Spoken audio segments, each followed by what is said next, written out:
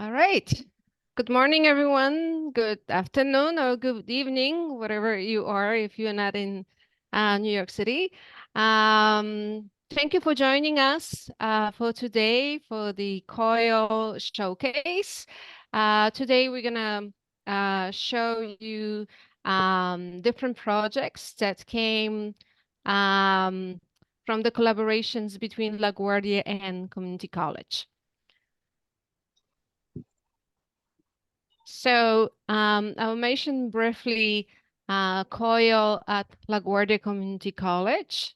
Our program starts in spring 2016. Already we have more than 45 faculty involved in the past and the present in the COIL classes. We had and have collaborations with 35 international partners, and the program is still expanding.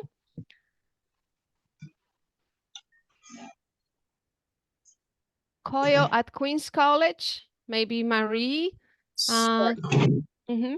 So the COIL at the Queen's College was originally led by Shirada Naji, and the Queen's College COIL Fellowship started in the academic year of 2019 and 2020. And since then, over 35 Queen's College faculties have gone through the training of developing COIL modules in their curriculum, technology, and research. And then we have offered over 45 courses implementing COIL, and then hopefully we are going to expand and continue to widen our COIL community. Great, thank you, Marie. So we had a first collaborative projects that was Stephen Initiative Grant that happened between April 21 and June 23 last year. Within that project, there was a lot of faculty involved, 136 faculty. They were partners in the United States, including LaGuardia, Borough of Manhattan Community College, Gutman Community College, Hostos, and Queen's College. Partners also include University from Egypt, Morocco, and Jordan, and Palestinian territories. The second project that involved collaboration between LaGuardia Community College and Queen's College. We started collaboration last year. The project is about, this project is about to finish next month. And it involved overall 16 faculties, 4 faculties from LaGuardia, 4 faculties from Queen's College, and 8 faculties from international partners. We have partners from Montenegro, India, Japan, Nigeria, and Poland.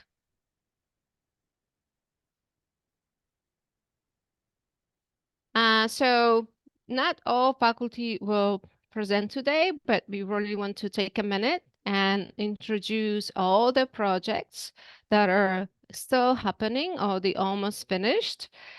So faculty from LaGuardia that's involved in the COIL this academic year is Lucy Mingla from Math Department. It's a Math Engineering Computer Science Department. The class is Elementary Statistics. And she worked with Professor Katarzyna Papaya as English teacher of Master of Arts Educations in the University of Silesia in Katowice in Poland. The second project was done by Ania Wojbowicz from Social Sciences. She had a class of global politics and collaborated with, or still collaborating with Professor Dragika Zugic from Translational Law Diplomacy class from Montenegro. The third project was Sada Yaman from Business and Technology Department. She's leading Principles of Marketing class at LaGuardia. and she collaborating with Professor Nisha Lee Jose from Social Marketing Management class at Vimala College in India. And our last project is done by Professor Daniel Kapitz, is our physics professor. So we have a physics class in our COIL project, and he's collaborating with Professor Nisha Friend from Vimala College in India. So those are 4 projects that's happening at LaGuardia with collaborating with international partners. And we also have collaborations at Queen's College. Yeah, and here at the Queen's College, the first project that I'm going to mention now is done by Grace Davy, with partner with Tochukwu Okeke, and it's from the history department of the University of Abuja in Nigeria. And the second project was done by Shia Levitt from the media studies, partnering with Iman Moshafara in broadcasting at the October University for Modern Science and Art in Egypt. The third project is done by Gina Minielli at the art department, with cooperating with the professor Balsha Gobovic at the photography department at the University of Dunja, Gorica in Montenegro. The fourth project is done by Joshua Roberts, the classical Middle Eastern and Asian language and culture, and partnering with the Professor Megumi Kato in English department at Tsurugi University in Japan. And we also had the participant, Jo Carvajal. Unfortunately, her class was canceled and she was not able to implement the COIL project that she planned to do, but she's looking forward to incorporate her COIL project in the future. And then I believe that the Robin Hismay from the English department is in the process of the partnering with the Abdelkalek Eyasadi University in Morocco. Great. Thank you, Marie. We would like to also extend our thank you to Pablo Avila, who's also here today. He's the Associate Director for ePortfolio and Digital Learning at LaGuardia. And Jean Kelly, Instructional Technologies at the Center for Excellence in Teaching, Learning, and Leadership at Queen's College. So with their help, we were able to help our faculty with any technological aspects of the project, learning about new platforms they can utilize in their classes, and help us schedule all the meetings. So thank you all. And we will continue to our collaborations at the level of to help the faculty and students. So if you're interested in the COIL, if you need any help with the future classes, please don't be afraid to ask for help. We want to mention that all faculty from New York and international partners who completed the COIL project will receive a certificate at the end of the semester. And we will also share with you the certificates for the students, so you can enter the names and share with those students who finished the COIL project. Just to quickly mention, for those faculty who are still running the COIL project or about to finish it, the post surveys are still available. So look out for the link. If you cannot find them, just reach out to us. We will email you. We will find out when the email will be sent out or when it was sent with the post surveys. And then you can also provide reflections done by faculty to adapt for the classes. If we have some students in our audience, we want to mention what are the benefits for students on the top of just passing the learning objective within the given class. Students will have opportunity to collaborate with their international partners at different continent, completely different country, being able to communicate with people that may have different culture. So it will help them to expand their communication skills. If you're working on the projects together, expand your critical thinking.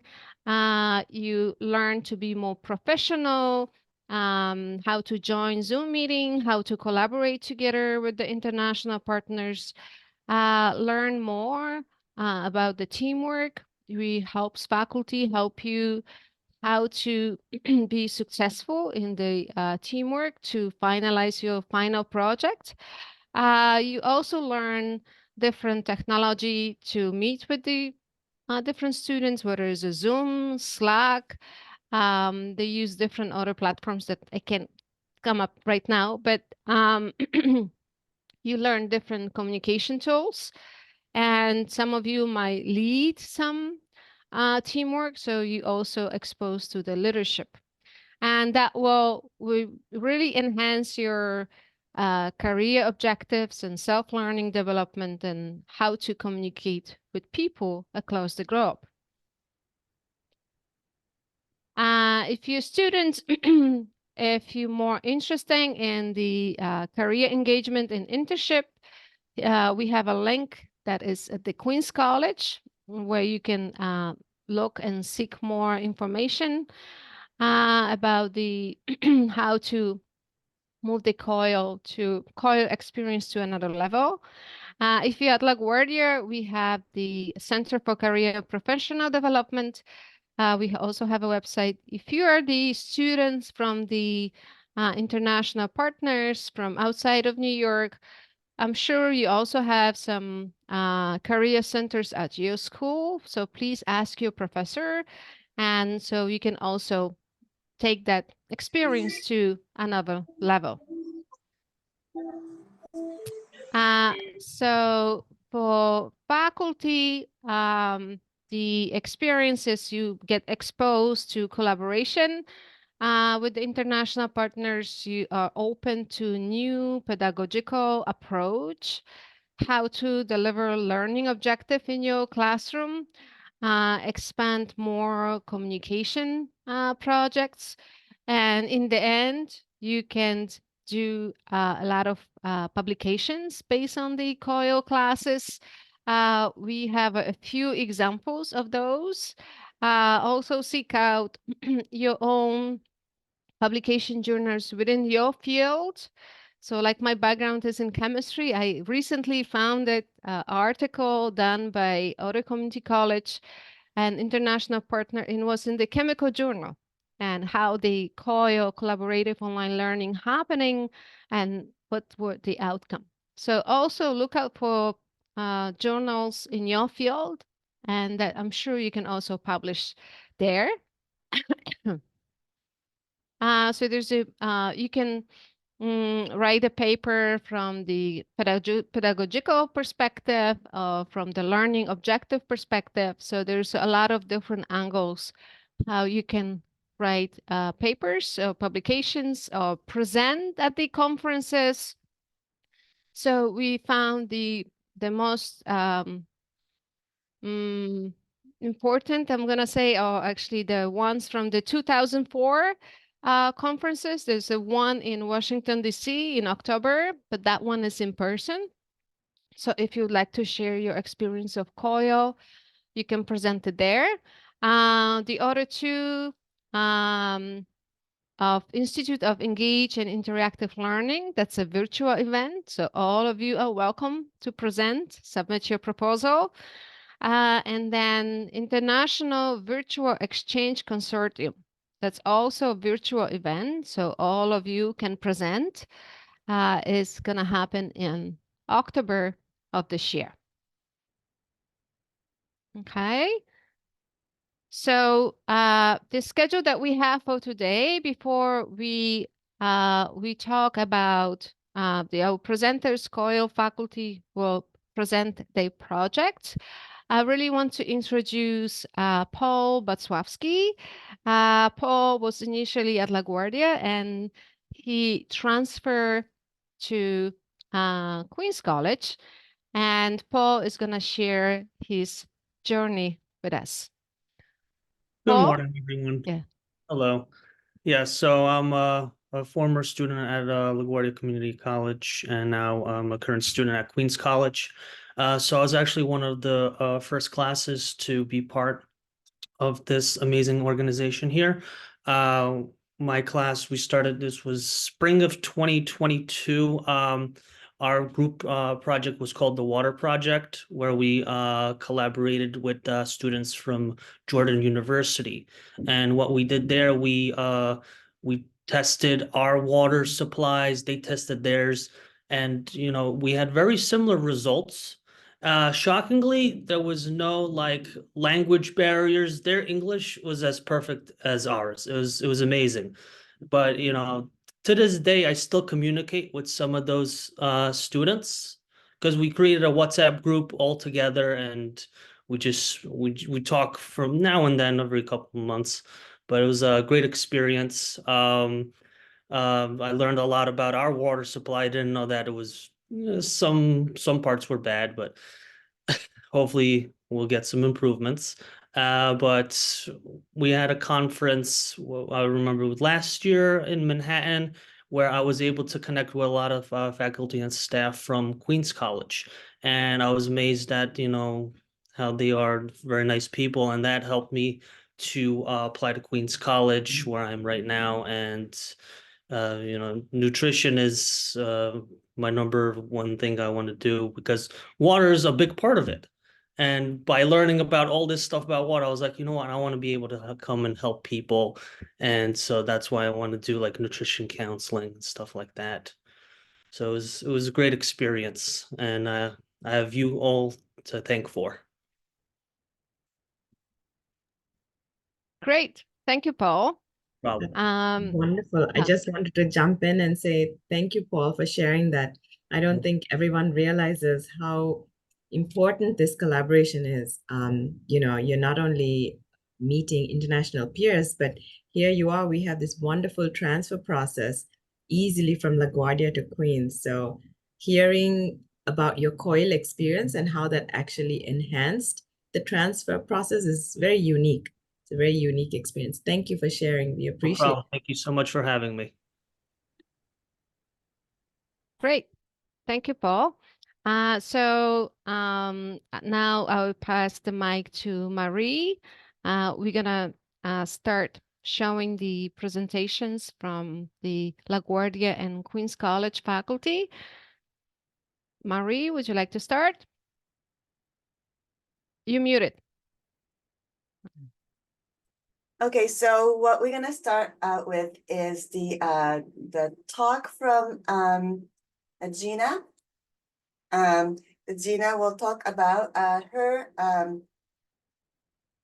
the work with the Professor Balsha Gobovic at the Montenegro. So Gina, are you ready to share your experience of COIL with us?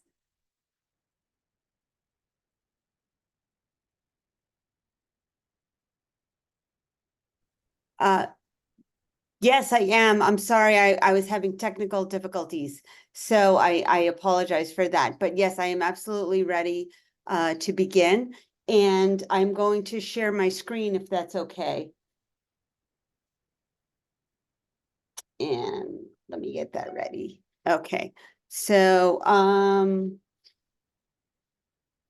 okay, I'm going to share my screen again. Every time I try to share it, it doesn't seem to be working. Okay, I apologize. Now I'm going to try to share it, and let's see if this one works now. We can see it now. Okay, I think you're seeing this, I think I'm not showing the right one. Is it the COIL photo challenge? Yeah. Yeah, that's the one we're seeing. Okay, all right, there we go. Yep. Okay, so we had a really fun experience, and it wasn't that it wasn't a lot of work. It was just interesting to see how the students interacted with each other. So we had a photography challenge, 2 photography classes. So I will start with Oh, I'm sorry, and Balsha was not able to make it today because of, he had, something going on at work that he was unable to, change. So, a little bit about Balsha is that he is a fine art photographer, currently working as an assistant professor, in Montenegro, and that is, his school, and these are some of his photographs. And, when I introduced the project to my students, I was kind of, showing them a photograph. Oh, wait, you're not seeing it. Oh, okay, that's, all right, so I am going to not. I don't understand why it's not. Okay. I'm gonna just stop sharing it for a second. I'm so sorry. I don't know why the screen is not. I'll share this screen. I think I was just sharing the wrong screen. Okay. And I don't know how to turn captioning off.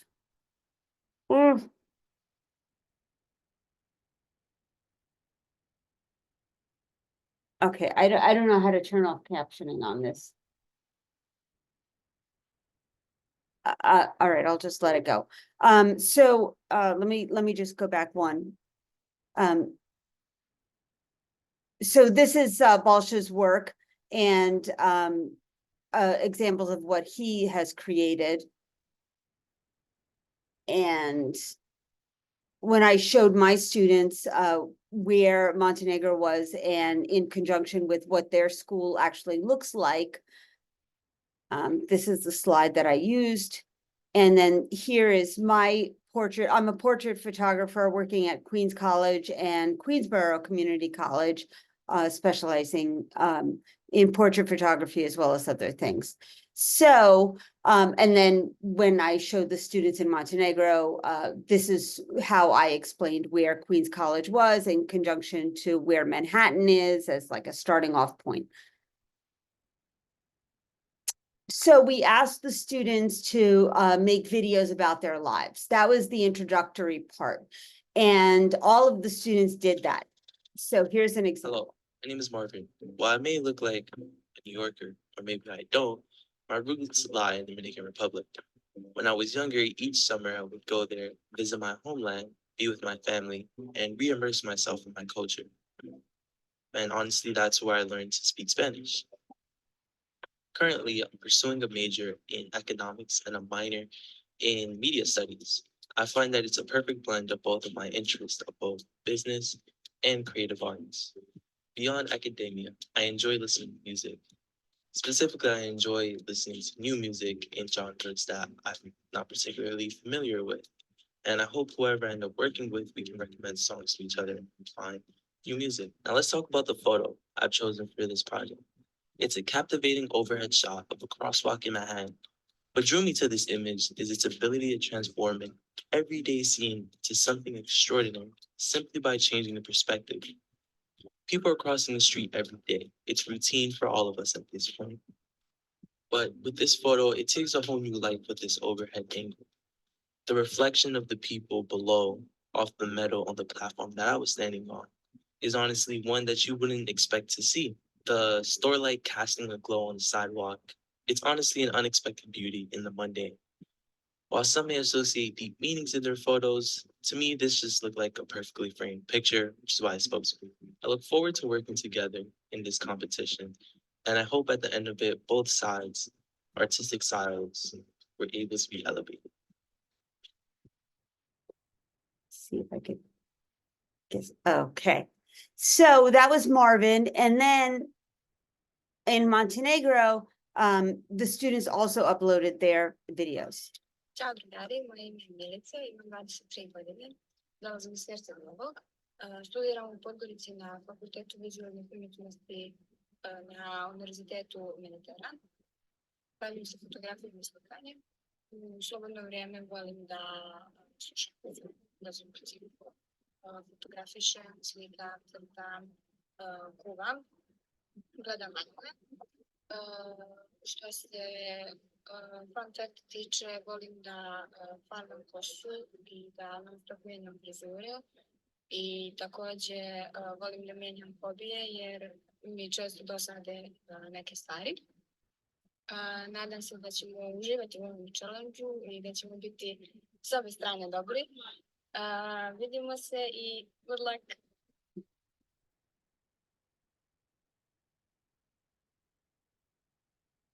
Fotografija je slikana u parku Gorica u Podgorici. Namena fotografije je bila za domaći iz motorne fotografije. Volim da dolazim na ovo mjesto jer me inspiriše i volim da radim ovdje. Takođe, dosta vremena provodim ovdje sa svojim prijateljima. I hvala što ste me slušali i srećno. Ćao!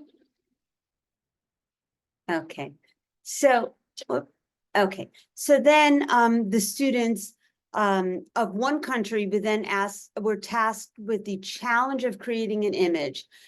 The students of the other country responded to that image. So I'm going to show you a few examples of that. So this is an image by Elma, and this photograph was taken in my hometown, and it's very sentimental to me. Every time I came home to my family, I'm very happy to see them, but I quickly have to return to the school where I have built a new life. Every time I pack, I feel emptiness because I don't spend enough time with my family. The photograph is black and white because I wanted to convey nostalgia, and I feel for the city. The city is itself frozen in time, but still mine. The building I photographed is near my school, which I pass by every day. And this time when I returned, I saw broken glass and a hole in the window representing my current feelings at that moment. So Michael responded to that photo. My initial reaction to her photo was, oh, this really has some sentimental value for her. So as a way to respond to that impression I had, I decided to take this. This is the Rockaway Beach Boardwalk, and it holds a lot of sentimental value for me because I go there very often and I volunteer to clean up there every summer. And I have for so many memories with the beach. However, it's easy to forget the subtle changes over time if you are not observant enough. The boardwalk isn't the same after Hurricane Sandy, and certainly not now. Ever since the risk of flooding that threatens this place. So I've decided to portray the current current change to the boardwalk. So then now a new photo is by Samuel, who is starting a new challenge. And this photograph reflects how cold it can be in New York, and a visual representation of the beauty and that warmth and comfort invokes in such a stressful circumstance, similar to the hardships of life. And then Manuela responded to that by saying this photograph reinterprets the concept of warmth in a way that opposes the usual experience of the comforting warmth during winter days. Instead of the cozy warmth of winter, this photograph depicts the unbearable heat that envelops the summer days here. Through an abstract portrait, the photograph seeks to convey this sensation that permeates us through those months, inviting the viewer to empathize with the intolerable feeling. It is presented in the form of a person melting, mirroring how we feel. Then Inderpreet in Queens College challenged a photo and said, a car rests in the glow. This photo was taken as an inspiration of nature's miracle, which is sunlight rays through the smoke and man-made object, which is the car resting under the glowing smoke.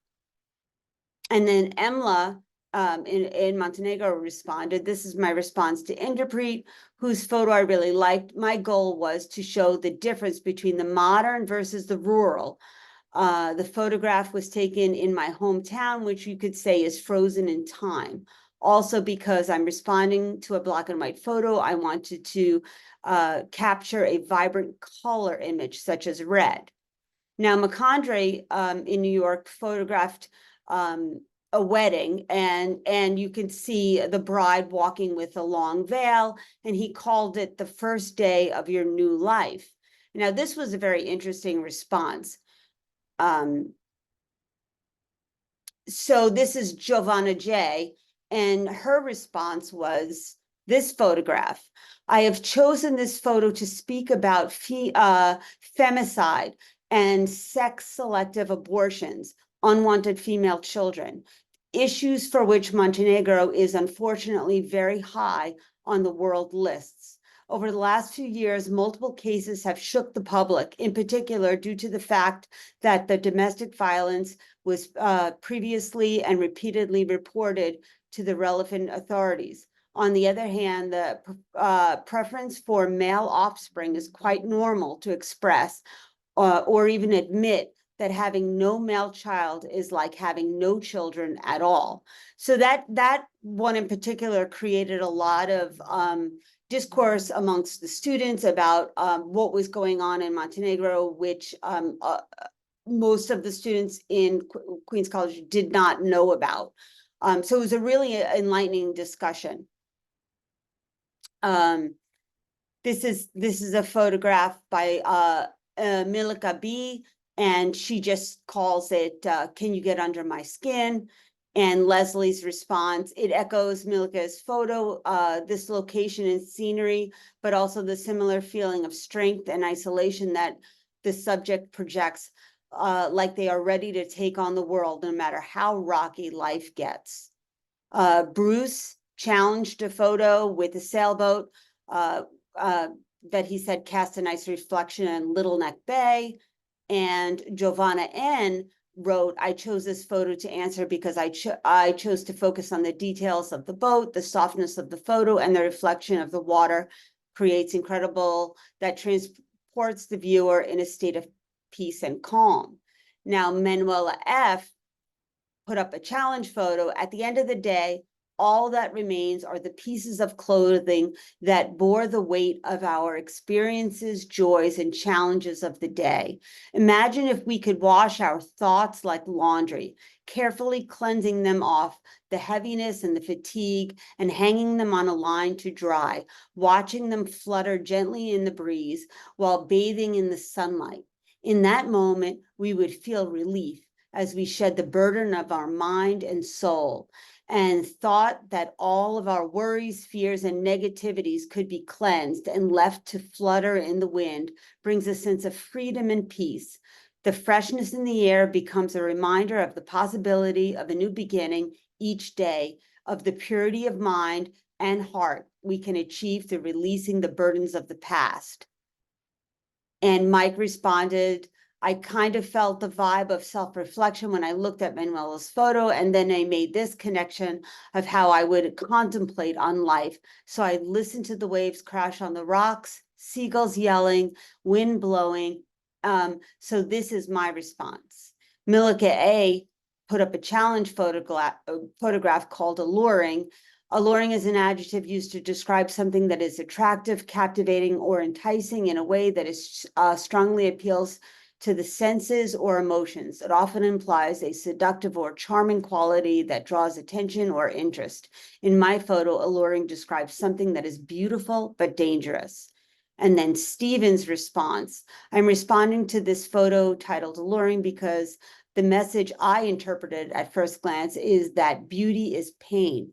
I definitely agree that as I've worn heels many times before, as well as experienced how uncomfortable having a full face of makeup can be, the idea popped into my head to take this photo, imitating the red lighting of alluring in order to convey the pain and beauty, the pain beauty standards can put you through, while as displaying the emotional pain through my facial expression.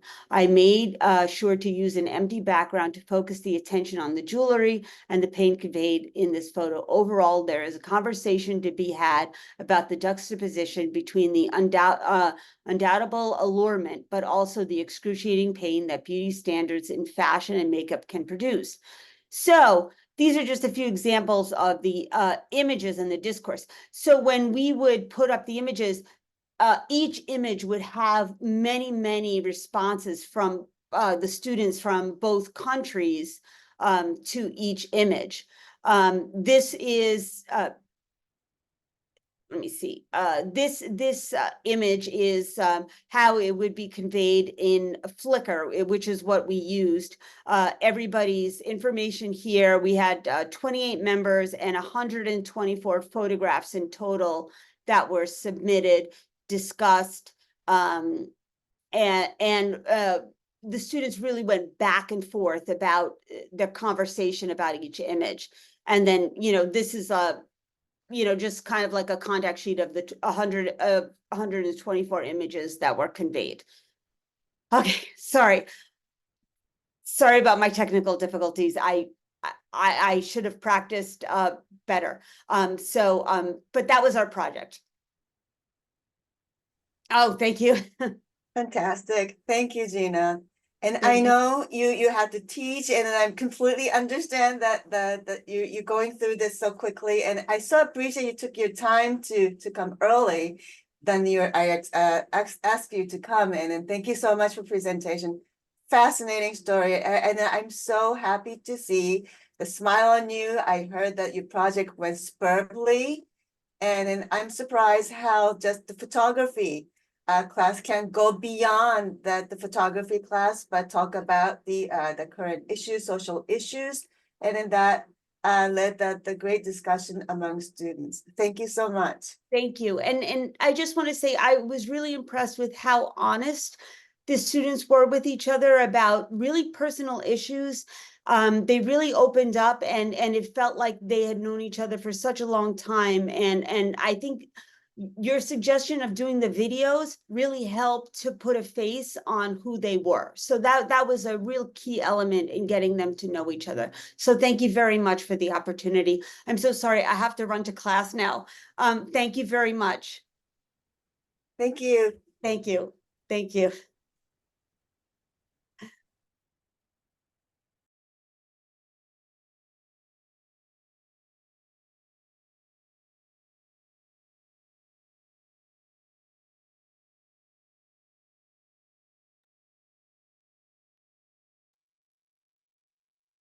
All right, so now if we look at we should stick with the schedule. So we're gonna continue with the next team. So we look at the schedule, is gonna be Professor Grace Davy and Tochukwu Okeka. So floor is yours.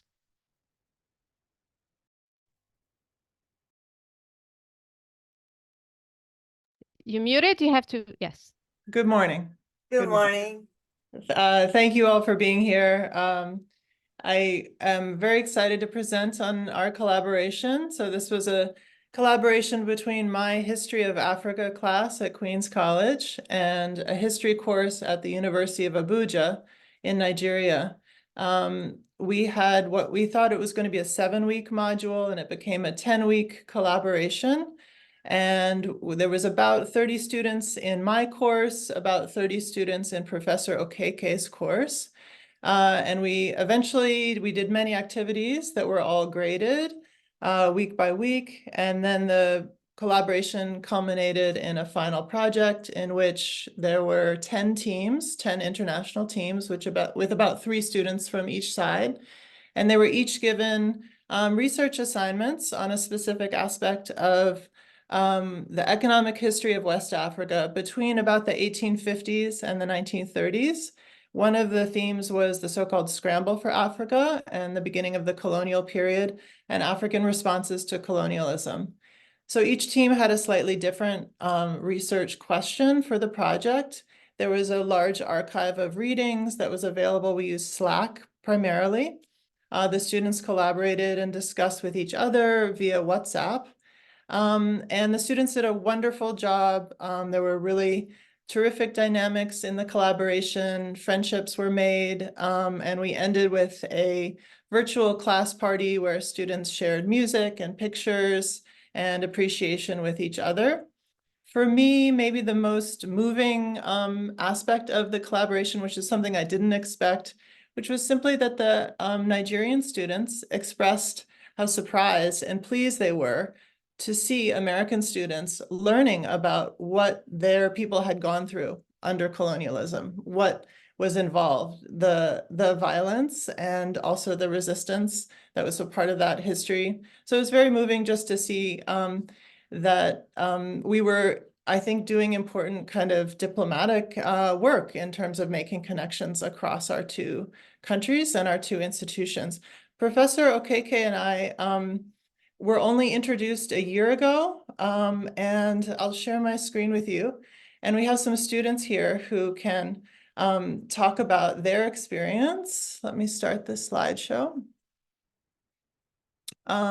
So Professor Okeke unfortunately cannot be here today, but I'll just share a picture. Our theme was exploring the economic history of West Africa. We're both historians. We were introduced a year ago, and we met probably every week during the collaboration to check in. And then let's see if I can advance my slide. Is it possible to advance the slide? Okay, I had the same problem that Gina had. Just hover over the lower left. There should be an arrow to the right. Of course. Thank you, Pablo. Yeah, so Professor Okeke and I were introduced about a year ago.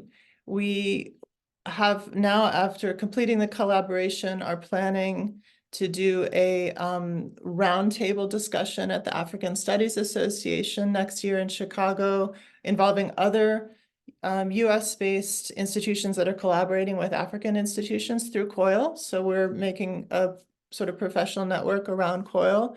We're talking about doing a publication based on our experience.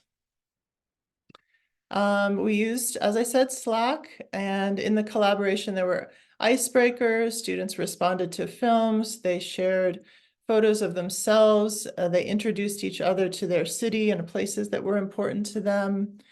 And if I have time, I could share one of the final videos. I'm not sure there'll be time. This is our schedule of activities. We also did guest lectures. I gave a guest lecture to Professor Okeke's class. He gave a guest lecture to our class. The students were very interested in dialoguing with him. And these are some examples of the final projects. They were about 3 minutes each, sometimes a bit longer.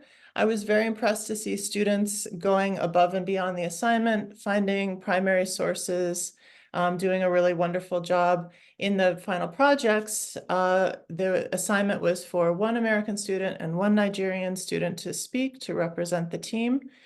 And the students just did a terrific job. Hi everyone, welcome to our discussion on gender protest movement and the social changes in Nigeria from the 1890s to the 1960s.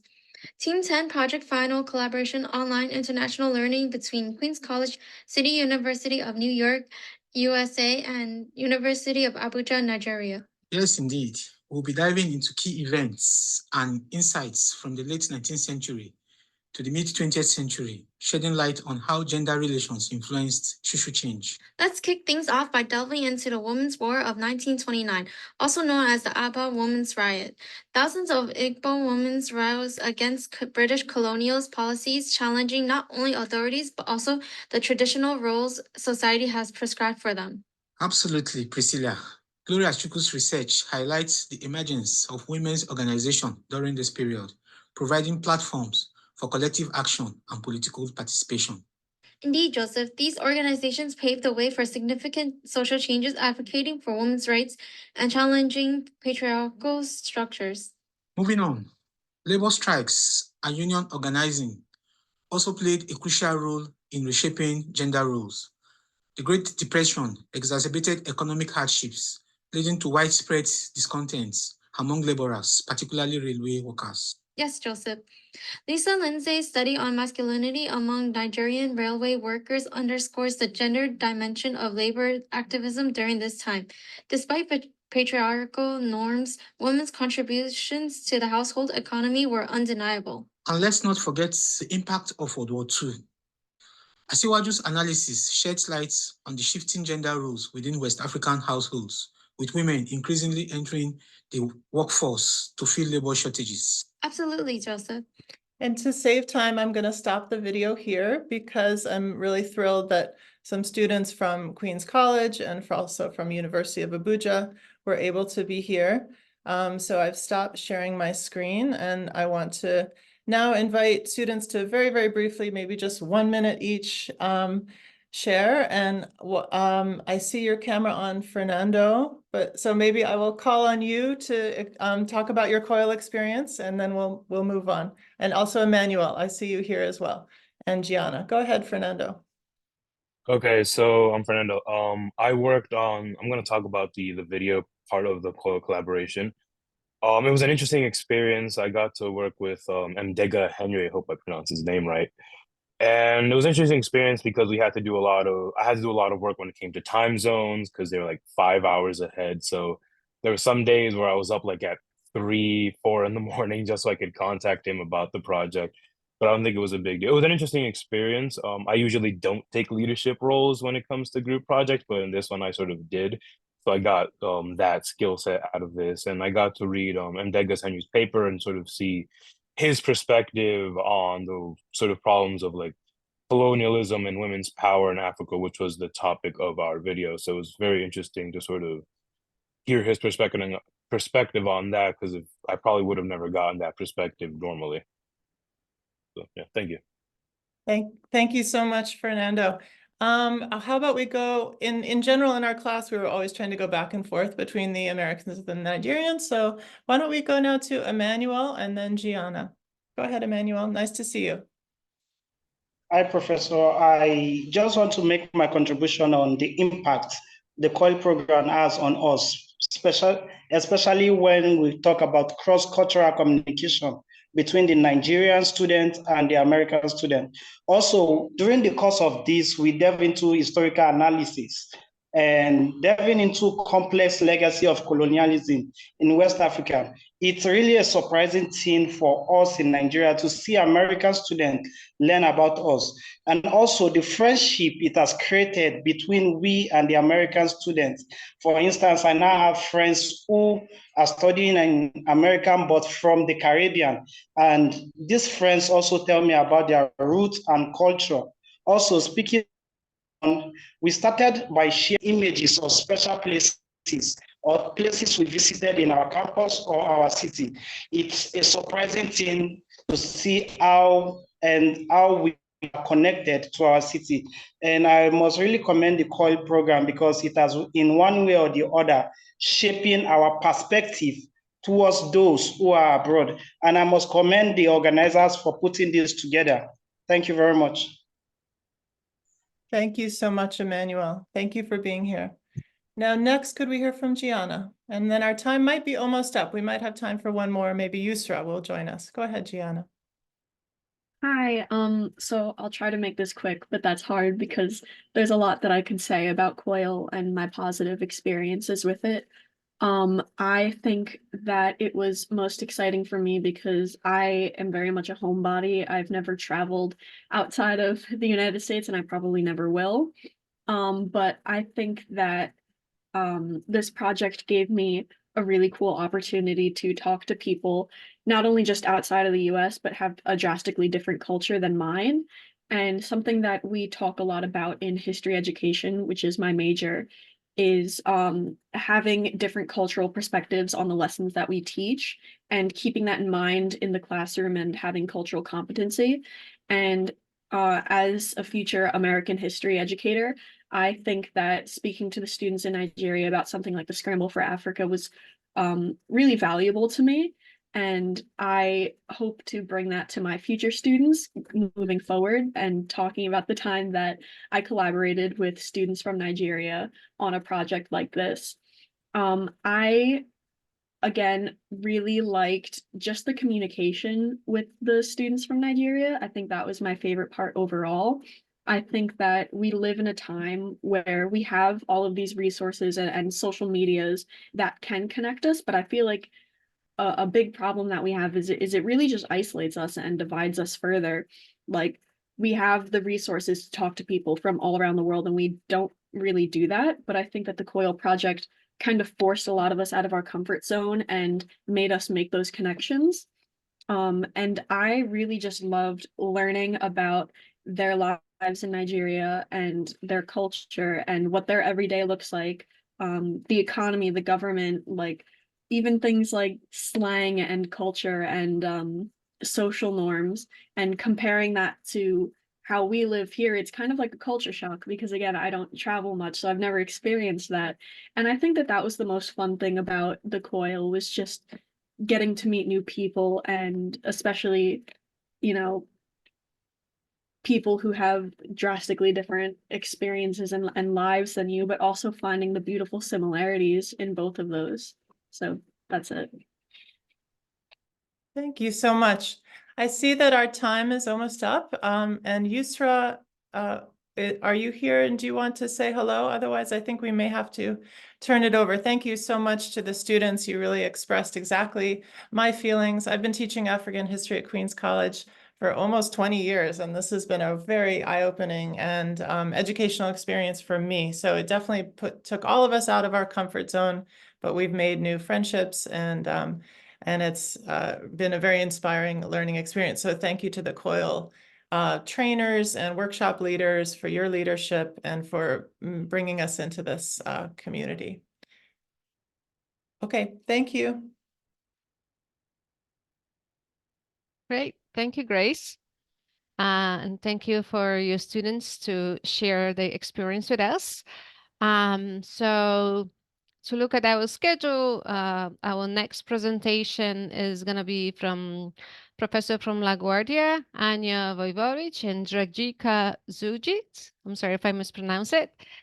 We have prepared a video. Anya is also here.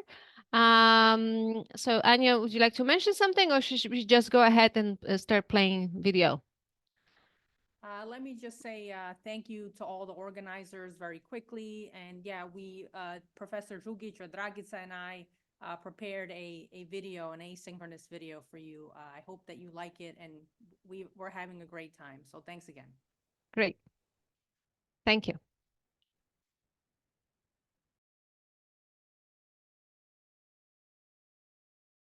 Pablo, would you like to share the video with us of Anya?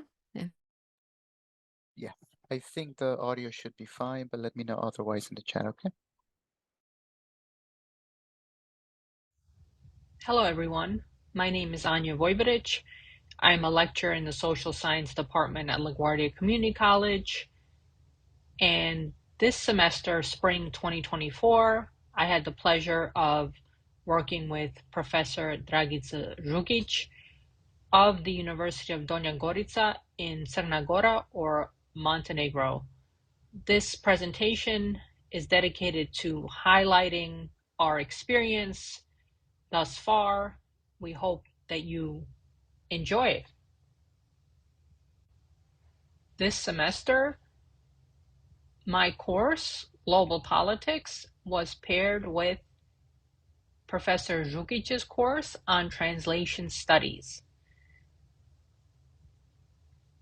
Over 40 students from both courses participated in this fruitful collaboration, which lasted from March 2024 throughout May 2024. Our umbrella theme for this partnership was inspired by United Nations Sustainable Development Goal number 5, namely the worthy goal of pursuing gender equality worldwide. Specifically, we focused on the sub-theme of political gender equality, or promoting more women in politics. Students were given resources concerning this theme, and we had many fruitful discussions both within our individual classes and across them about this umbrella theme and the sub-theme. Students were introduced to international tools such as gender quotas, which have internationally contributed to an increase of women in politics. within the last 20 to 30 years. Students were engaged with this theme and recognized its importance from the very beginning. In terms of what the two courses did together, we met twice over Zoom during synchronous online sessions, once in April and once in May. Students during these sessions asked very significant questions about the umbrella theme and also worked together in breakout rooms to complete the 3 assignments that they had. Namely, students completed 2 assignments on Padlet. One of them involved introductions of themselves and responding to a peer.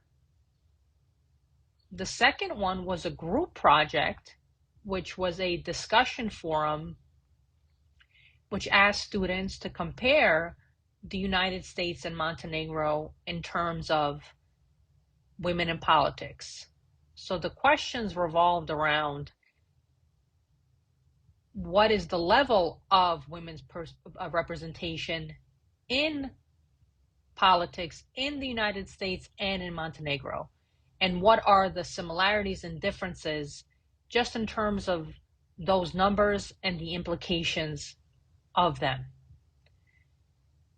Students are now working on a final project together, which involves creating a narrated PowerPoint presentation about the sub-theme of political gender equality. Students are also asked to highlight a woman politician in the United States and in Montenegro and to tell us her story, her success, and the challenges she's faced as a woman in politics. Students are also asked in this presentation to offer plausible and concrete recommendations for attaining United Nations Sustainable Development Goal number 5, namely to increase gender equality around the world. Both the United States and Montenegro have positive indicators when it comes to gender equality, but as in many other contexts around the world, there is a long way to go to achieve true equality, especially in politics. The feedback we have received has been very positive from students. They have expressed that this experience has made them think more broadly about global issues such as gender equality, but it has also taught them, in the case of LaGuardia, about another country, Montenegro, that they had very little knowledge of in the first place. The Montenegrin students have also been very enthusiastic and consistent and successful in their work. And they have also expressed how much they have learned through this process. We look forward at this point to their final presentations, which are due in a few weeks, and we will share these with you soon. I will now turn it over to a few of my students who will talk about their experiences with COIL, what they expected, what they experienced, and what they will remember most. So thank you so much for the opportunity. This was a great experience, and I look forward to future collaborations. Thank you. Hello everyone, my name is Jonathan Restrepo. I'm a student here at LaGuardia, and I'd just like to take this moment to talk about COIL for a little bit. Some of my expectations for COIL, I think they're like everybody else's expectations. We were gonna get together, work on a group project with some of the students from the Montenegro side. And yeah, I mean, so far the experience has been great. It has exceeded those expectations. We've gotten to talk and communicate with the Montenegro students, and we've gotten to kind of get to know each other. And you see that we're like very similar in a lot of ways. We how like the schools are. It's like we get to connect on a deeper level.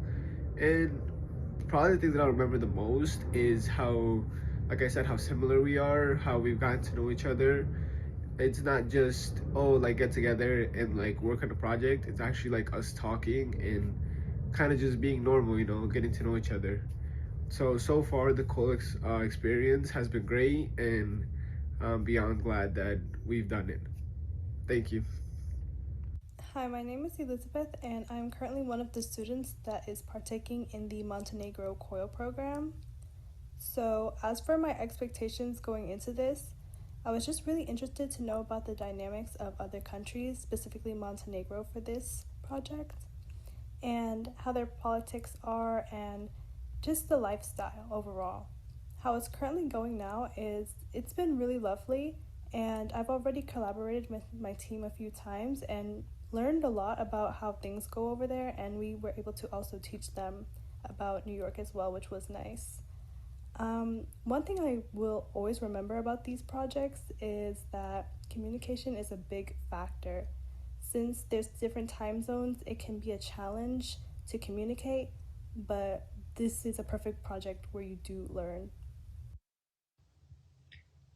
Now we will hear from our wonderful partners in Montenegro about their experiences with the transformative and pioneering COIL program. Thank you. Greetings from Montenegro.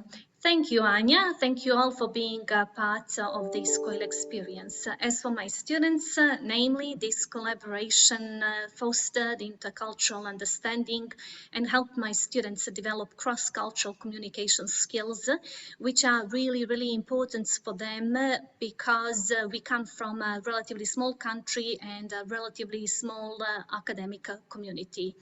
Also, they improved their language skills, especially speaking skills, and above all, digital communication skills. Last but not the least, they addressed a complex real-world problem that required critical thinking and problem-solving skills.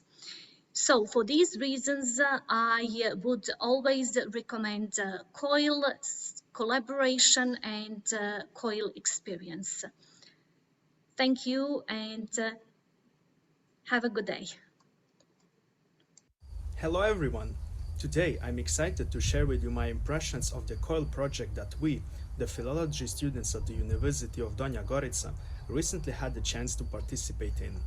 This project provided us with a wonderful opportunity to connect with new people and engage with them, which allowed us to gain a deeper understanding of another American culture. In addition to the intriguing challenges it brought, this project given us valuable insights into how we can establish a more inclusive and equitable environment for everyone. Working with our colleagues from the US was a pleasure, and we truly appreciate the opportunity given to us by our professors. Program was a fantastic opportunity to meet new people and share our thoughts on various topics.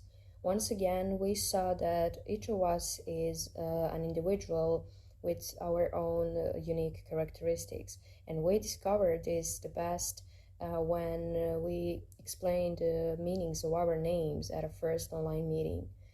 It was a great pleasure to have such as an experience and to collaborate with very nice people. I believe that we will have more projects like this, and I look forward to it. Thank you all.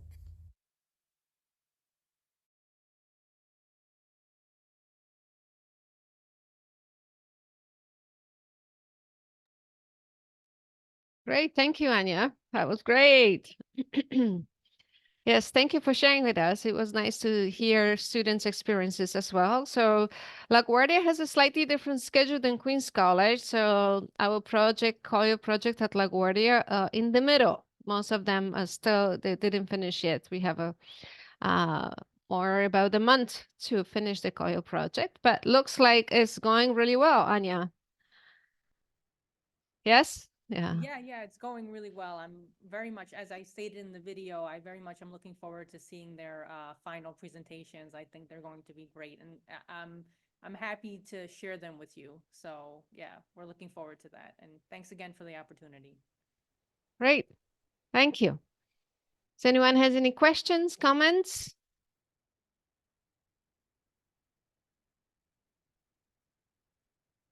If not, okay, there's a one. Then in one chat. No, that was related with the previous one. All right, so I guess we're gonna move to our next presentation. Is gonna be a video done by professor from Queen's College, Joshua Rogers and Megumi Kato. Yeah, but before Pablo, before we get to that, I see Professor Kato in the audience. Maybe we can say hello to her now before we start the video. Hello, Professor Kato. How are Yes. you? Hi. Thank you for Can being you here. see me? Thank Yes. you.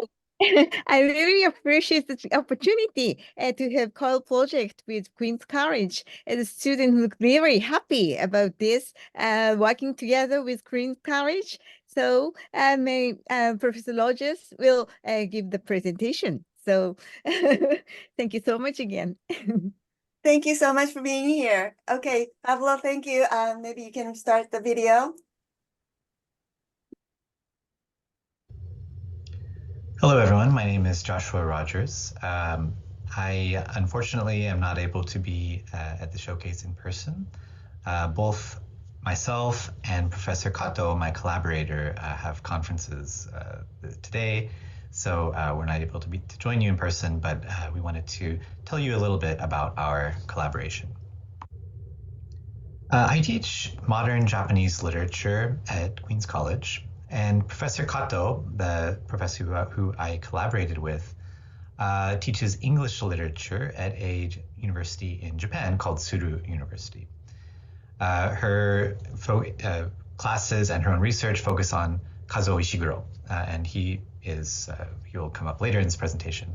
But because we both teach literature, there was sort of a natural point of collaboration, in the sense that we both thought, okay, well, we can teach about World War II, where there's a lot of literature and film that represents this moment in time where both Japan and America, of course, intersect, right, historically. So that's what we decided to do. We decided to teach a COIL unit that really dives into World War II narratives from both the Japanese and the American side. Our collaboration had to start quite late in the semester due to the way that the Japanese school year is set up in Japan. Japanese students start their spring semester in April, so we had to start the collaboration right after their semester started, and at the very end of the semester in the US. So that was a bit of a challenge. Professor Kato's students had to really just jump in right from the beginning, and so I'm thankful to them and to her for making that happen. But our collaboration started on April 19th with a Zoom meeting. Beforehand, what you can see here scrolling is self-introduction videos that all the students posted to Line. Line is a messaging app that is very popular in Japan. And because, of course, my students are studying Japanese literature, and this app is very familiar to the Japanese students already, we decided to use it as our main platform for collaboration. All the students signed up for an account that didn't already have one and uploaded videos to this group chat to begin. This was before the Zoom session, and after the Zoom session, all other collaboration happened on this app. During our first Zoom meeting, almost all of the students were able to attend, although there is a significant time difference, which made it challenging.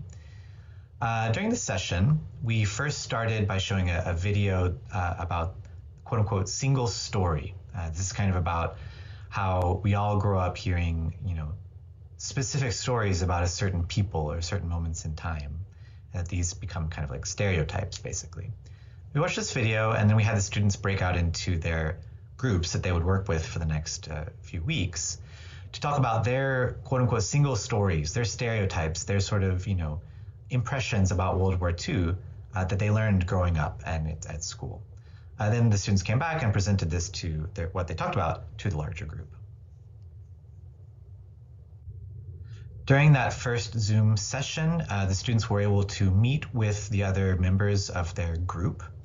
Each group was assigned 2 films. So you can see up here, a screenshot of the spreadsheet where, we have groups on a variety of topics related to World War II.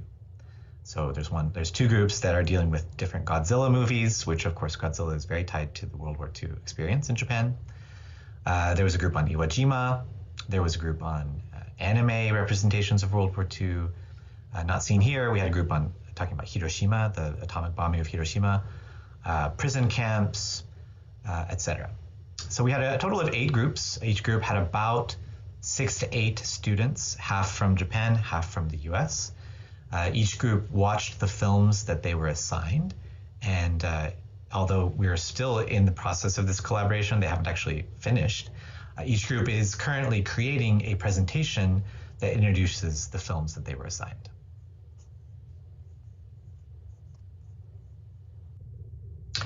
So far, groups have submitted a proposal and a draft. We wanted to, give a kind of gradual set of assignments so they didn't have to just all of a sudden turn into a finished presentation.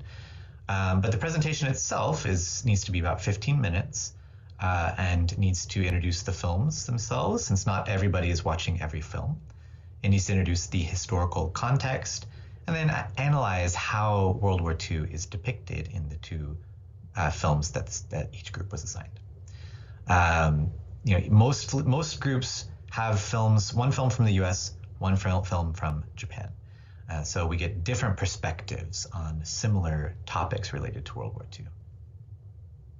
And you can see here a draft. Again, the final presentations aren't submitted yet, but this is a draft of what some of the presentations will hopefully look like. In addition to the presentations, students also all discussed the 2 films that you see here, Oppenheimer and An Artist of the Floating World. I'm sure you're all familiar with Oppenheimer. An Artist of the Floating World is a Japanese film based on a novel by Kazuo Ishiguro. So we both decided to give lectures in the opposite language to the opposite class because these movies dealt more with our specific fields of interest. So I lectured in Japanese on Oppenheimer, and Professor Kato lectured in English on An Artist of the Floating World. Both of our classes then discussed the films online, which you can see here. This was a quite nice way for the students to collaborate. It's easy to see everyone's responses and feel like you're part of a conversation using Line. So this worked quite well for us. All right, so to close for today, I'm going to show 2 videos by students where they talk about their experiences with COIL and what they felt about the collaboration. Hello, everybody. My name is Cameron Nizami. I attend Queens College. I am a computer science and music major. The main reason why I decided to take this class was because I was actually very interested in literature across the world, right? And honestly, like Japanese literature as a whole, especially, particularly because like the culture has especially interested me. And as we like moved into the COIL section, it was definitely enjoyable. I mean, being able to socialize with like the people that like honestly I was like so interested in from the beginning was definitely a pretty unique experience that I haven't had before.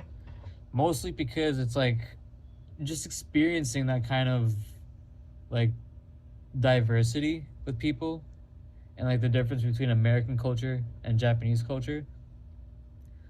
And honestly making friends, especially because I was actually made to have a partner, and we actually kind of hit it off. Like we actually talk about more than just school stuff. Like I never thought I would have a friend overseas, and to be honest, this is actually the first time I've ever had a friend overseas.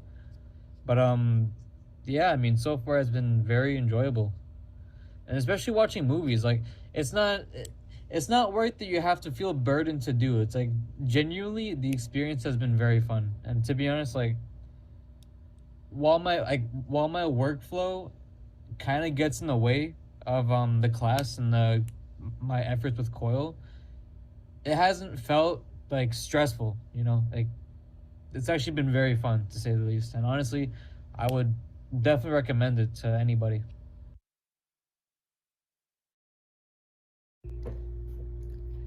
Hi, my name is Eliana. This semester in class, we've been using the COIL model alongside another class in Japan. I really enjoy using COIL because it allows me to connect with people that I wouldn't have otherwise connected with. Working with the students in Japan is an opportunity that I otherwise would not have had, and I probably never would have interacted with any of them. So this has been really, really cool. It's also really interesting because interacting with people from somewhere completely different, you get new perspectives and very different perspectives on history than I've seen before. So for example, we've been collaborating on a project on World War II, and just hearing the different perspectives of people who grew up in Japan versus people who grew up in America has been fascinating. So that's why I really enjoy using the COIL model, and I'm really happy that I had the opportunity to do so. All right, thank you very much. Professor Kato and I both wish, again, that we could have been there, but I wanted to express for both of us that this has been a great experience for us to learn, and I hope as well for the students. So thank you very much.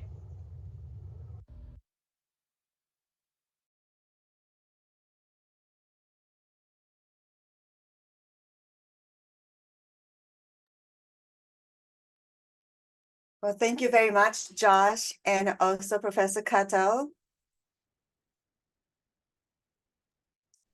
Thank you. Thank you very much. Okay, I think we've been watching the video and then listening to all the exciting presentation. Maybe let's take a little discussion break, maybe to sort of relax our shoulders, and then an open discussion. If anybody have any question or comments for all the presentation that we had so far.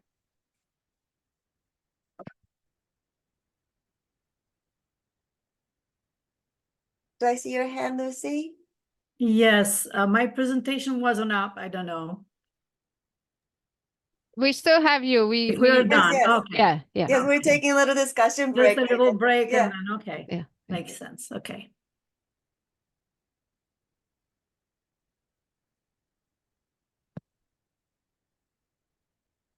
Go ahead, Grace. I don't have a question, but I just wanted to reiterate my thanks to you all, and especially Pablo. I don't know if anyone has specifically thanked Pablo, but Pablo was very generous with his time in helping our team, international team, to work out a lot of technical issues along the way. So the leaders of this workshop have really done a fantastic job. Maybe I should say that at the end, but I thought I would say it now to get us started with the discussion. But I see some other hands. Thank you. Okay, Robin, go ahead. And I just wanted to second Grace's feelings and say thank you. And the projects have been incredible, like really, really incredible. You should all be like so proud. Students, faculty should all be so proud. Really great connections.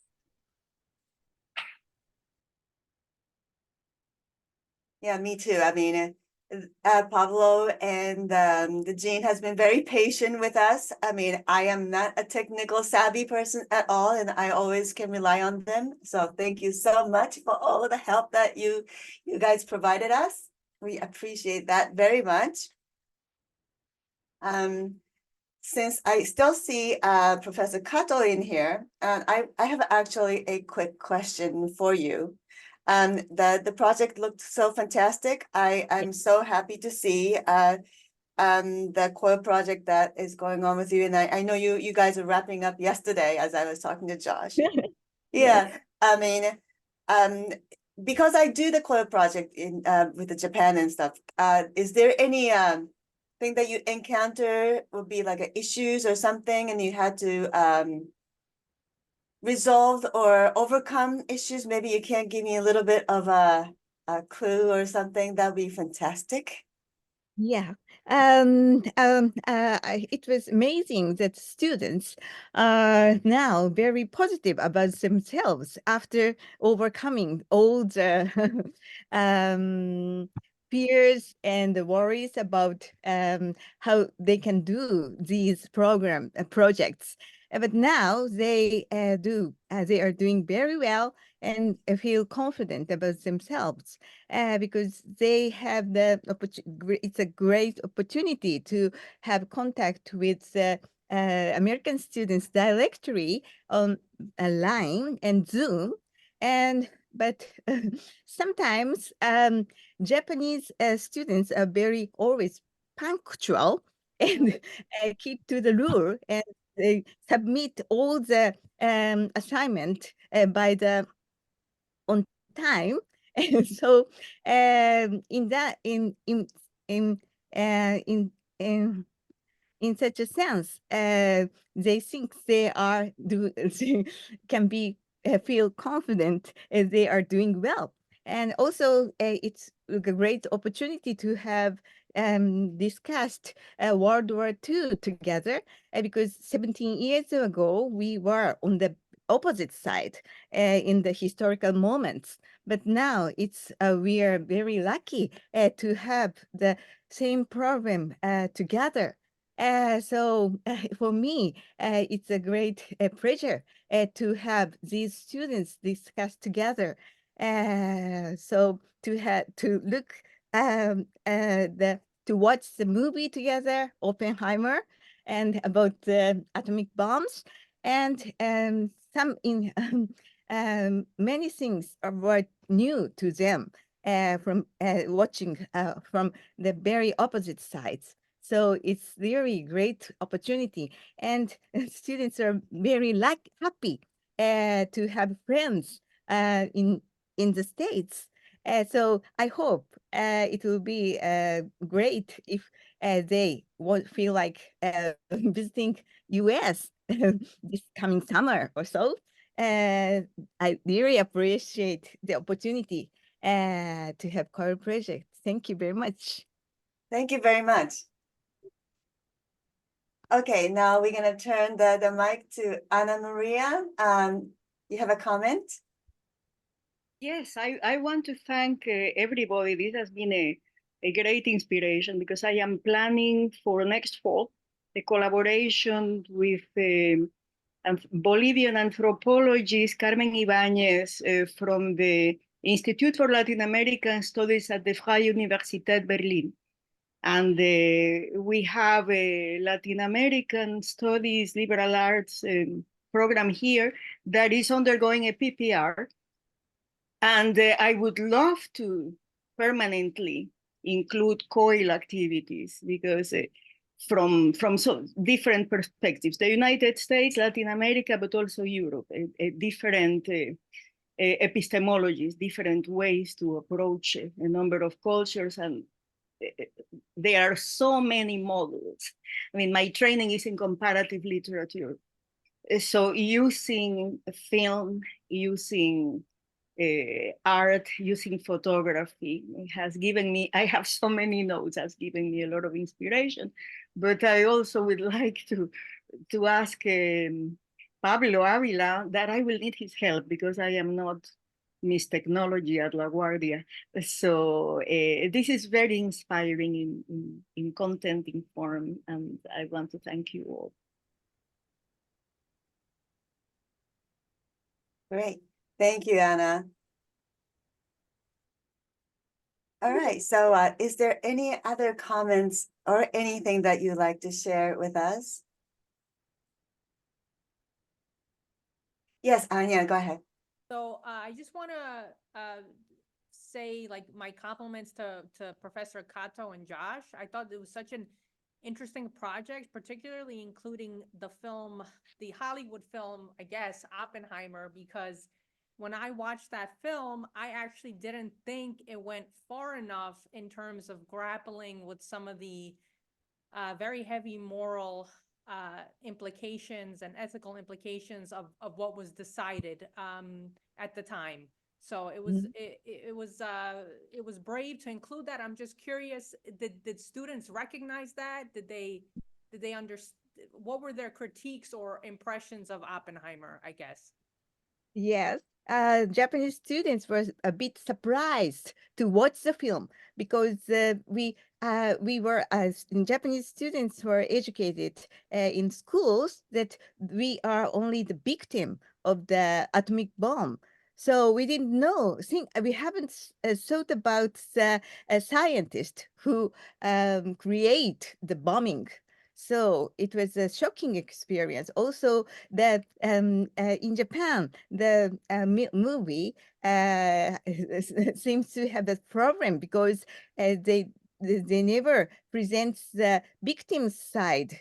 They never shows how disastrous it was to have the atomic bomb, how they suffered from the after the bombing itself, and afterwards all many diseases. It was a great opportunity for both students to watch the movie together. Yes, challenging but rewarding. Thank you. Thank you. I also see hands up again. Anna, go ahead. You're muted. No, I was just applauding. Okay. I forgot to take my hand. I was just applauding her comments. All right, great. Very incisive. There's also one more person who would like to comment. Hugo? Yeah, just say that, my own experience with teaching is that it takes me about 5 years to figure out how to teach a class. So I would hope that, people would continue to use this vehicle. In the case of the Oppenheimer film, Anya's right. And so a way to kind of augment or support the teaching is to share, the film is made based on a biography that was written, Pulitzer Prize winner, and there are sections of it that do go into the question of whether or not it was necessary. It was even the scientists were asking this question at the time of whether it was necessary to bomb or not, and compare it also with another text Malcolm Gladwell wrote called the bombing. I think they call it. I don't know if they call it the bomber mafia, but it was about the folks who came up with strategic bombing and how even though there were many lives lost and it was very awful and tragic what happened Hiroshima and Nagasaki, that the Americans had already firebombed most of the cities in Japan and killed many more people. So it goes deeply into and even the people who did that project said that if they had lost the war, they would have been convicted as war criminals. So there are ways to supplement films. Can only be very surface. So it's always good to support it with readings. And I think if you teach this thing for 5 years, at the time you get there, you'll figure out how to do it. Of course, by that point, there'll be another new movie to use, and you have to start all over again.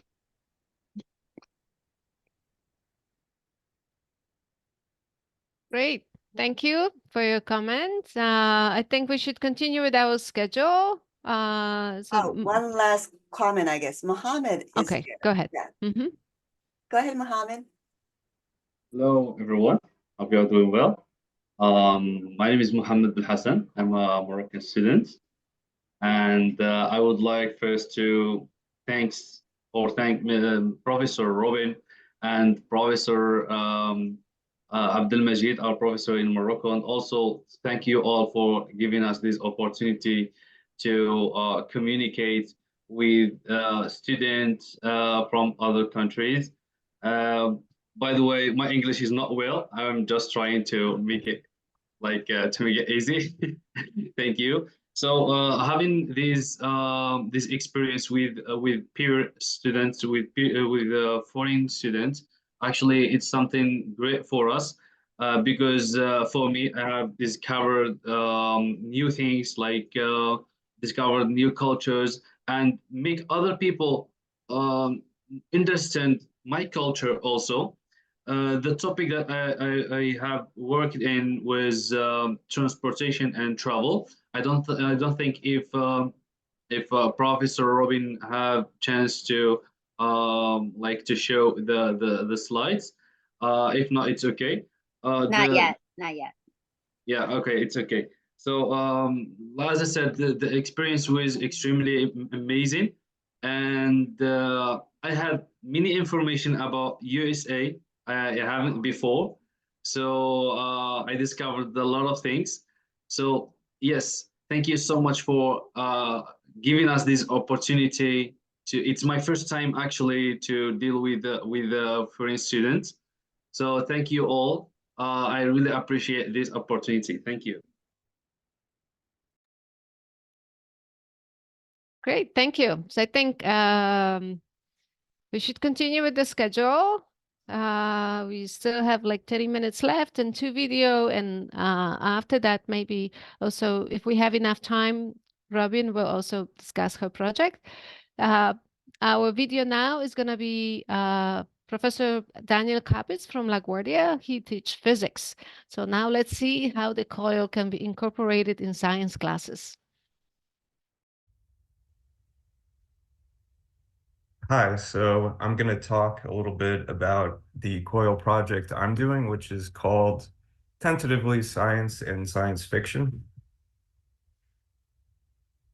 So I'm Dan Kapik at LaGuardia Community College. I'm implementing this project with my General Physics 1 class, which has a calculus co-requisite. And I'm working with Nisha Francis, who is a professor at a women's college in India called Vimala College, and she has a collection of about 10 English students that she's working with. So basically, from my end, I want my students to analyze energy consumption within our society and see how it's depicted in media, for instance, like climate fiction films. And I also want them to just gain a little more understanding of other people, specifically via their interactions with the students at Vimala College. So our project more or less just kicked off because it was delayed a tiny bit. So the students from Vimala College actually first started participating on April 28th. I'm recording this May 3rd. So they just did their first assignment, which is essentially an icebreaker. So we're using a platform called Slack, which I'm sure has been mentioned by now. And within this platform, you could send messages, you could record videos, or send documents. So I asked all of my students and all of the Vimala College students to just record a brief video where they talk about themselves and their interests. And unfortunately, I wish I could show them, but to do that, you need all of these forms that you have to submit. But if you're interested, feel free to email me and I could show you this Slack channel. So what we're in the middle of doing now is this second assignment, which is a comparative analysis. So I gave the students 2 different articles to read about climate change and sort of what it is, and also just the distinction between science and science fiction. And I just wanted my students to sort of consider how science is used and thought of in sort of a global context, whereas Nisha's students are considering the role that science fiction plays in the world. So what they're currently doing is discussing this in different groups. So at this point, I've now divided them into 5 groups where there are 4 of my students and 2 of Nisha's students, and they're communicating about this via the separate Slack channels. So this is going to culminate in a final project where I assign them a climate fiction movie.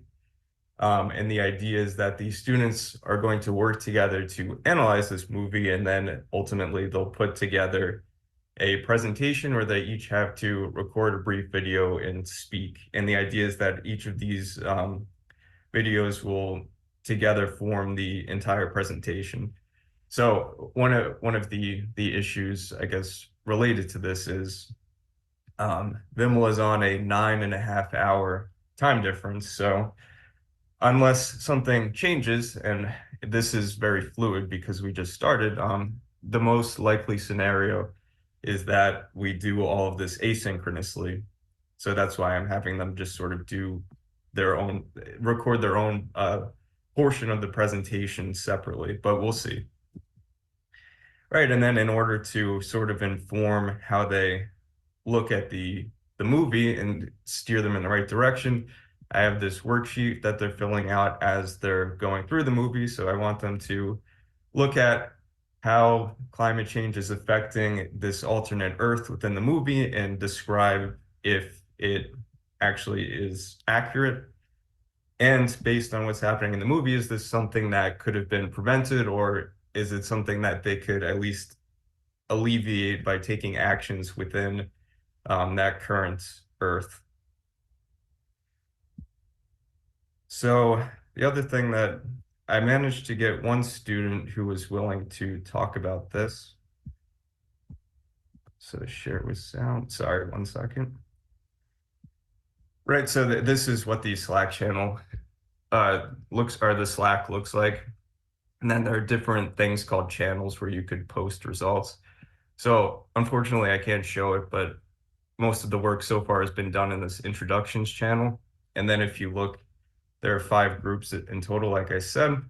They could start to post and discuss what's happening in each group, which hopefully will start soon.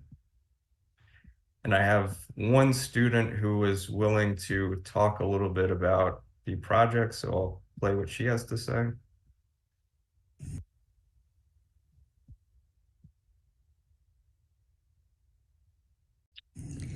Good morning, Professor. This is my video about what I am working on in this project.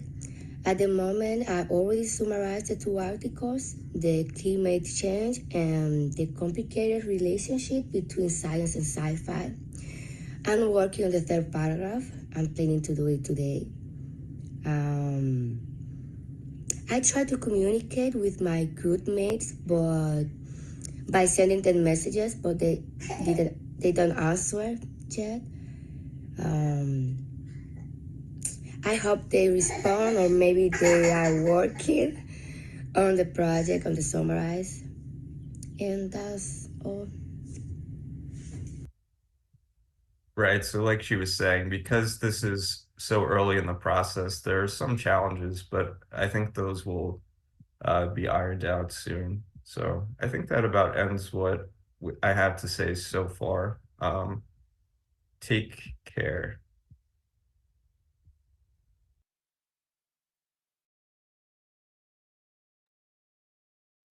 Great. Thank you for sharing. I'm not sure if Daniel is here. Maybe he has to. Daniel, are you here? I think he was here before.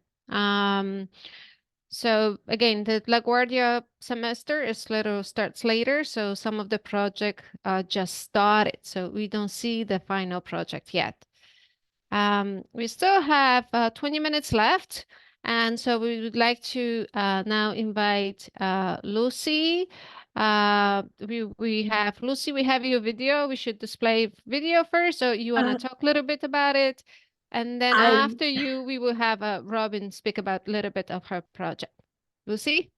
Okay, so you want me to actually, my partner has another video. She has a long video, but I can put it on because I want her to be live here.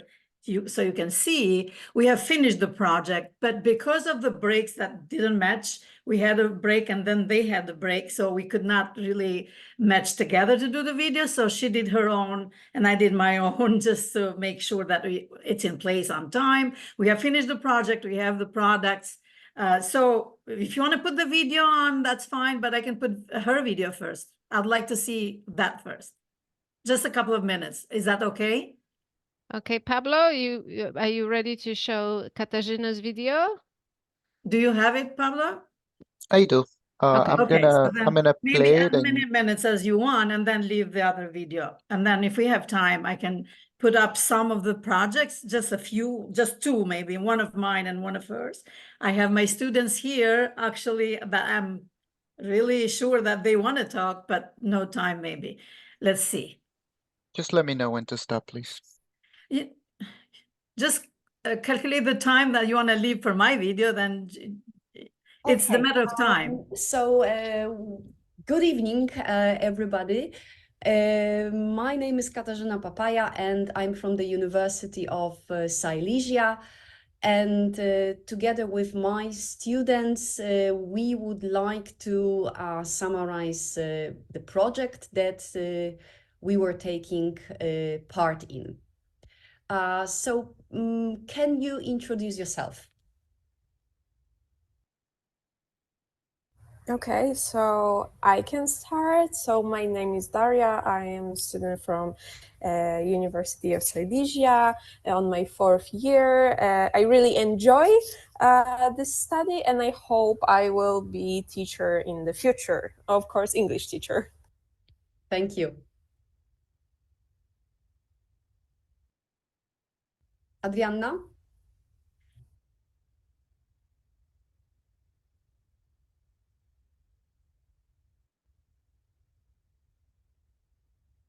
Okay, so maybe Inga? Okay, so my name is Inga. I am also a 4th year student at the University of Silesia. I am hoping to become a teacher in the future, and as for now, I really enjoyed both the university and I really enjoyed this course. Thank you. Thank you very much. Matilda? Hello everyone, my name is Matilda. I'm also a student at the University of Silesia. I study English and generally I love languages. I learn English, German and struggle with French. And I also love animals. Thank you. Thank you very much. Grzegorz?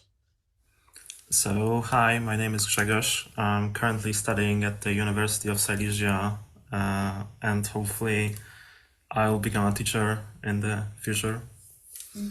Thank you. Thank you very much. Adrianna?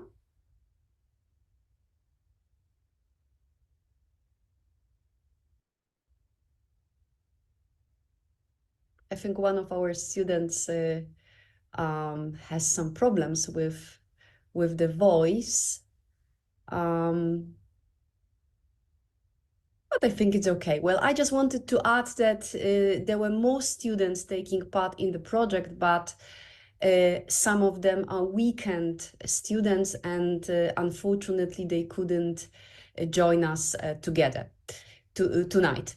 So I would like to ask my students about the project. So maybe let's start from the reading and resources. So could you please give us some feedback about the reading and resources? Well, I think I have something to say about this topic, and I think that we could learn many interesting facts while reading the materials that were provided on the platform. Like, for example, how strong access to free and high quality education may influence many spheres of our life. Well, in fact, education is the key to breaking the cycle of poverty, reducing wealth and gender inequalities, and also to encourage people to live more healthy and sustainable lifestyle. And I would also like to add that I also enjoyed reading about statistics because everything there was explained really clearly. And there were a lot of examples that helped me understand the concepts better. And I also think that understanding how data is analyzed and what is meant by each value may be useful for me in the future. because I'll be able to think more critically while presented with statistical data, either in mass media or in research papers. Okay, thank you. Great. So maybe we could stop it right now. And while the students from Poland talks about the project, maybe Lucia, maybe you introduce the project, or should we display your video Just that's display the introduced? video, and then if we have time, I can add on. I can keep going, but put the video because it's a summarization of everything. Okay. Pretty much. All right.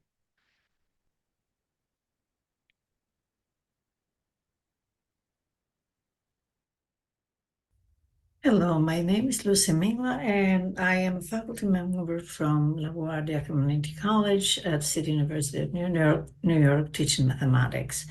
This semester, I partnered with one of my colleagues from Poland, from University of Silesia in Katowice, Poland. And she was teaching English teacher education seminar while I'm teaching statistics. These two courses blended very well together.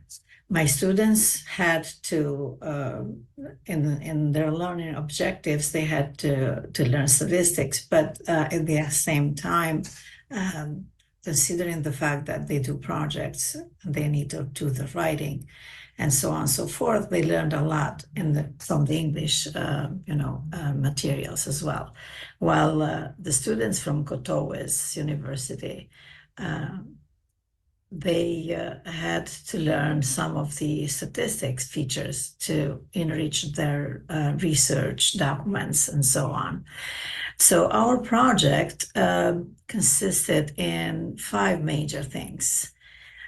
First, reading materials and resources. Secondly, icebreaker, getting to know each other. Third, the project itself, which was based on UN Sustainable Development Goal for Education. They chose topics from there. We gave some ideas, and we gave some suggestions, but the students themselves, based on the resources that they had and the goals themselves from UN education goals, they chose their interesting topics. And then they had to do the comparison analysis. And after that, they had to do the reflection. So I'll share some of the materials that I have here in order to get a better idea of So our course side for both of the courses was in My Open Math. This is how the site looks like. They had forums where they had to communicate, and they have done the discussions and all of those things that I just mentioned. But at the same time, we have posted all the instructions here with screenshots to illustrate and the main documents and resources. So here is where it starts. Those were as we have been going through the instructions.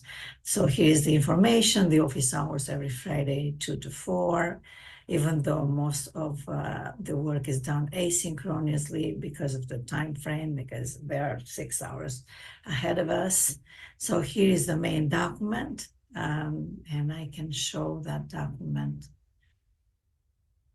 here. So the main information for the 2 courses, and then everything else based on what I said, the goals, the resources, and so on. However, these are all illustrated, and they're all posted here.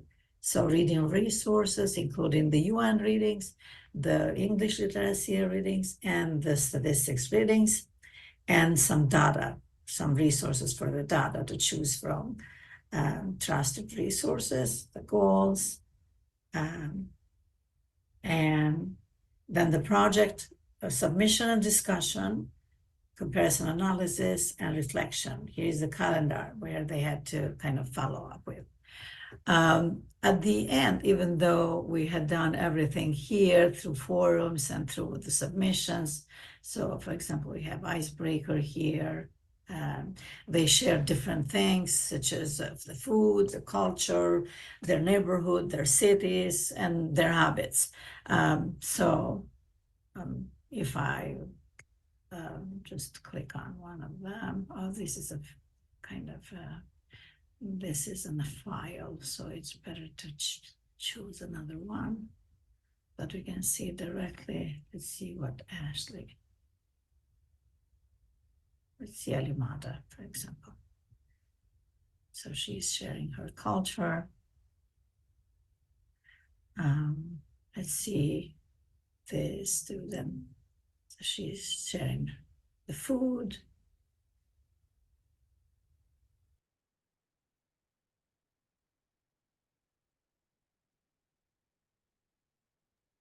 Great. Thank you for showing us. So just to, we didn't display the whole video because we have 10 minutes left, and we want to ask Robin, maybe she wants to comment something, or if you have a few students that would like to comment on the project. After that, we will have a time for Robin. I just want to make sure that all the videos, we were not able to display all of them today, are going to be posted on the websites. So we follow up with the email so you can follow up with more details later on after the meeting. Lucy, would you like to add something, or you have your students here? I just wanted to show the Padlet because that's where the summarization is. Can I share it here, or maybe you want to? Sure, you can. I think you have a ability to share. You can just have continued the video for a few minutes, for a few more minutes. Okay, so I think I'm sharing, am I? Yes. Yes. Yeah, so in the Padlet, we kind of highlighted everything that was done throughout the course that was inside the my open math course. We kind of highlighted based on the 5 sections. So the reading resources, the icebreaker, and so on and so forth, students posted some of the highlights from each one of the sections. So if you want me to put a video on, so you can hear from students, or I can go through the. We have 1 more minute. Okay, Do you so have let a me put one? one student on. Hi, my name is Ashley Aguilar, and 3 things I learned for the COIL project was how to communicate with my peers when it came to finishing the project. I feel like communication was really a strong factor into completing the project. The second one would have to be collecting the data. It was kind of difficult trying to collect the data, but at the end of the day, it was done. And I've learned how to compare data as well, which brings me on to the third thing, which is how important investing into education for each country was. I feel like that was another thing that I've learned that I feel Great. like really. Okay. Yeah, so if you want me to share at least one presentation, how it looks like, it depends of how much time we have. Well, we don't have much time there. Yeah, so it's fine. It's fine. Yeah, so it's a quite unusual project because the students in the math are from one country and English from another country. So it's a quite diverse, it's a scientific course and humanities, so English class. So how's that was working really well. Looks like a lot of students were interacting and collaborating together. That's really interesting to connect it completely opposite disciplines and creative projects together. If you want to give a minute to students, they are here. Luis, you want to say something? I don't know. Sure. Yeah, if you have 1 minute for students, and then we go to Robin. Hello, my name is Louis. I'm one of Ms. Mingla's students. I had the pleasure of being part of the COIL project and the class. And I was also one of the participants for the math competition we had in our school earlier. Throughout, hello? Yes, we can hear you. All right, my screen froze. So during my progress throughout the classroom, I was able to, understand not just the aspects of statistics, but also getting to learn about world cultures, such as the cultures in Poland and of the different cultures within the classroom of my different classmates from diverse backgrounds. But it all brought us together under one, big group of, collaborating together so we can learn from each other and what we're learning in the classroom.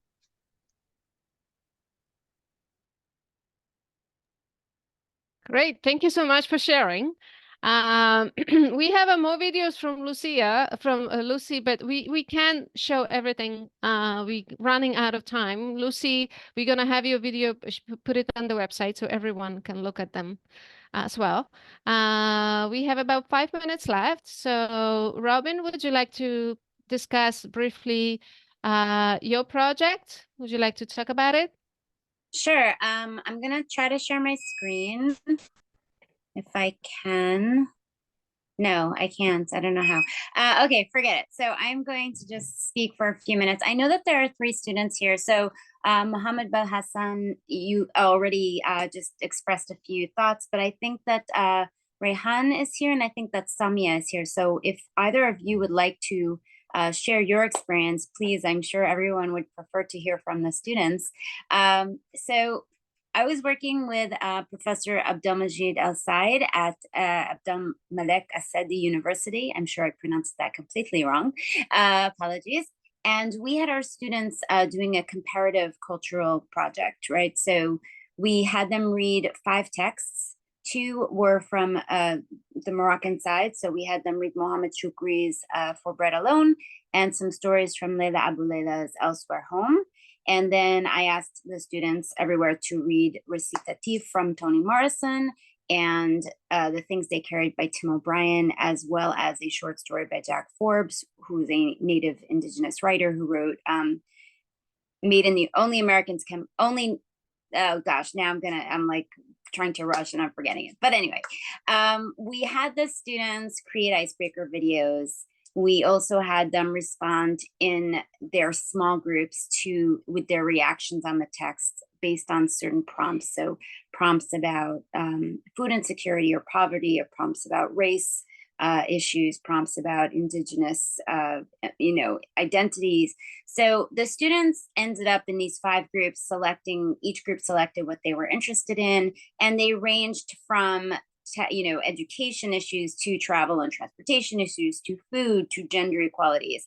And because we had very serious gaps in not only our schedules for the semester, but also in terms of time zones, we were not able to meet synchronously. And I think that communication issue was the biggest challenge and frustration for all of us.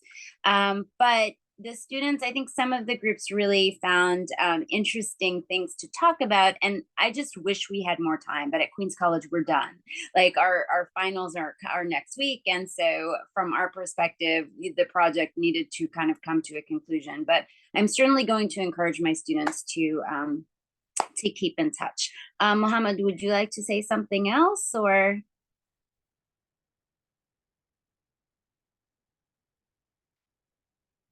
Maybe not. Oh. Sorry, Professor Robin. My father was talking with me. So as you said, I put you on the spot. I just completely put him on the spot. Sorry, as you have mentioned, it's really the experience with students was amazing, and for me, it's my first time as a peer. It was something great, and something inspired me to participate in other programs in the future. And you did like a big effort with us. You guide us well, even as you said, the problem of the time between us was the main reason of some issues, but it's okay. Everything was great. Students did the effort, and also we shared together many information, especially when we have like we had group like WhatsApp group. It's really it was something great for communicating. Yes, that's it. But before, please, before I mute, I just want to give a positive feedback to some of our professor here.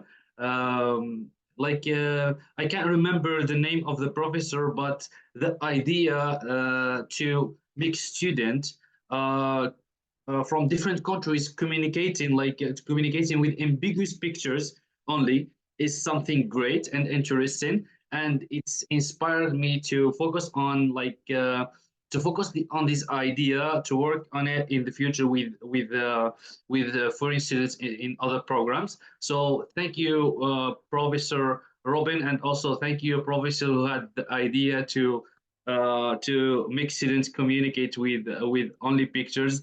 Yes, thank you. Also, let me say to thank Mr. or Professor Abdelmajid, our professor. He did his effort with us also and guide us to communicate with students from the United States to have more knowledge about their cultures. Thank you. Great, thank you. So it's 11 o'clock. We have to be mindful of everyone's time. Olga, I saw your hands raising. Would you like to say something, or it was just clapping? Thank you. That was a mistake, though, but thank you. Okay, Thanks all to right. everyone.